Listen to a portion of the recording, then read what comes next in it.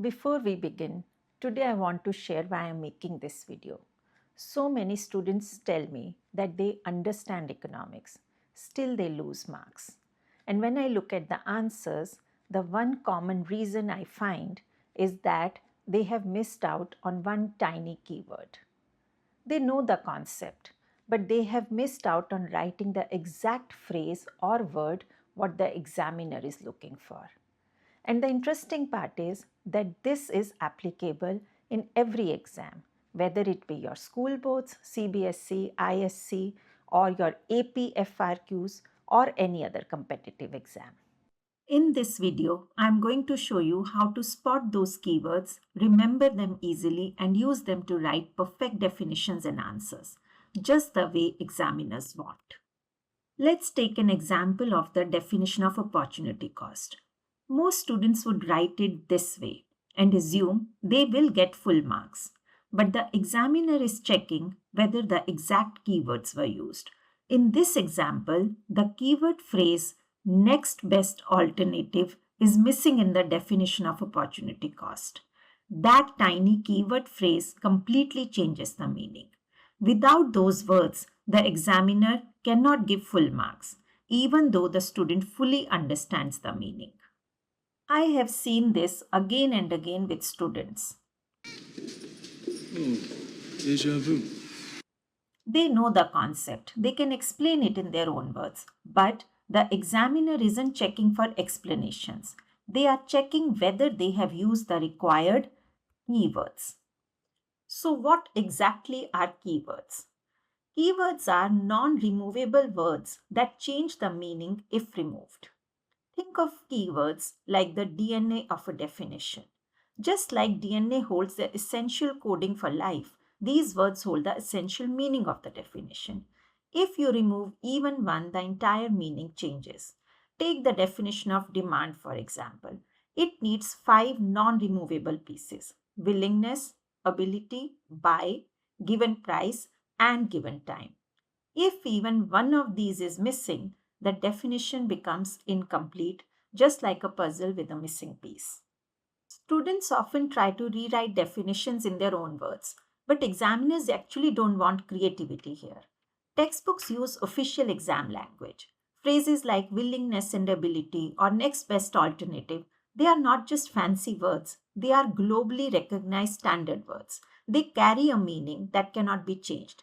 That's why keywords are non negotiable phrases. If you replace them with casual language, even if the sentence looks correct, you lose marks because the exact meaning is lost. So instead of rewriting definitions in your own style, first highlight and learn the exact phrases from the textbook, then understand them. Remember, the rule here is not to replace exact economic phrases. Examiners don't grade definitions based on how long they are. They scan your answer looking for specific economic words or phrases.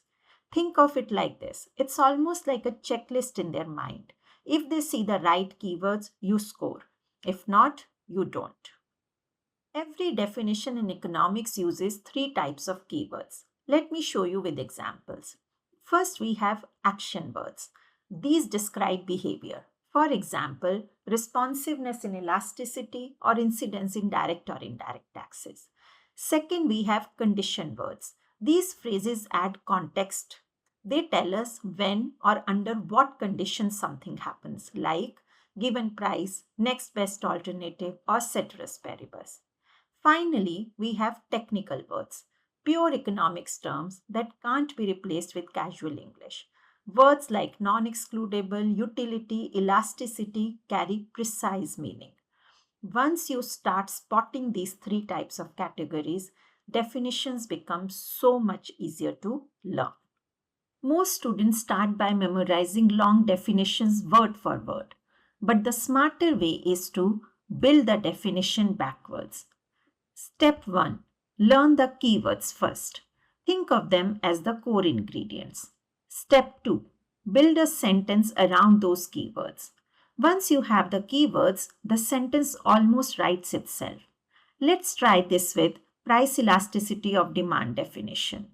The keywords here are responsiveness, quantity demanded, and change in price. From those three words, we can build the full definition now. Price elasticity of demand measures the responsiveness of quantity demanded to a change in price. Short, powerful, full marks. You didn't memorize it, you built it using the keywords. Keywords are just the blueprint. The full definition is the structure built around it. Keywords don't just help you write definitions, they improve your entire answer. In diagrams, your labels must use the exact economic term. In short answers, precision gives you marks instantly. For example, write willingness and ability and not how much people want. In numericals, forgetting to write percentage change makes your elasticity formula incomplete. In analysis, keywords provide strong technical vocabulary. Instead of saying people don't change their demand much, you should say for inelastic demand that it's a small response to price change. And in evaluation, keywords make your judgment clearer and more accurate.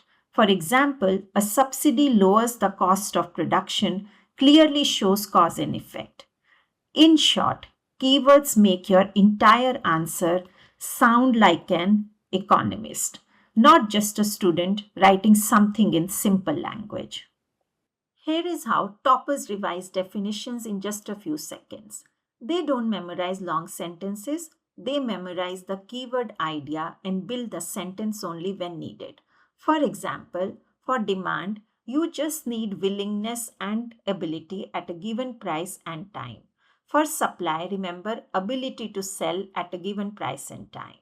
For opportunity cost, it's just the phrase next best alternative. And for price elasticity of demand, the key idea is responsiveness. Once the keyword idea is clear to you, the full definition becomes effortless. Your revision becomes one-line flashcards, short, simple, and exam ready. Okay, now it's your turn. Look at these definitions and try to spot what's missing. Each looks almost correct, but there is one keyword missing that actually decides the marks. For indirect tax, think carefully about who it applies to. For public goods, focus on what makes them freely usable by everyone. And for marginal cost, ask yourself the cost of producing what exactly. These are the tiny gaps that make students lose marks in exams. Just one missing keyword can change the entire meaning. Type the missing keywords in the comments below, and after a while, I will reveal the correct answers there. If you would like help mastering definitions, diagrams, or full exam strategy, feel free to reach out. I love helping students build strong exam skills, and I would be happy to guide you personally. You can DM me here or visit my website to book a session. Let's learn economics together. See you soon.